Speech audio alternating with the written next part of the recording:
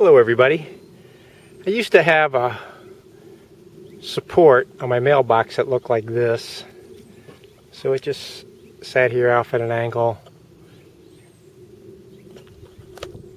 And I decided I wanted to have something that presented a little bit less profile to the snow that's thrown by the snowplow.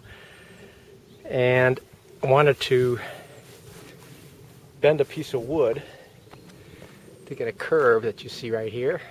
Let me show you the little trick I used to make that curved support. So the way I made that curved support was I took a piece of Trex trim board and my heat gun. And I clamped one end in the vise and I just gradually applied heat to the Trex, and then I just bent the Trex to the shape that I wanted. Be really patient with it. You don't want to overheat the Trex and scorch it or get it burning. But if you're really patient with it, you can heat it pretty evenly and then just bend it. Heat gun seems to work pretty nicely. What I found is when I can start smelling the plastic, I've got too much heat on it.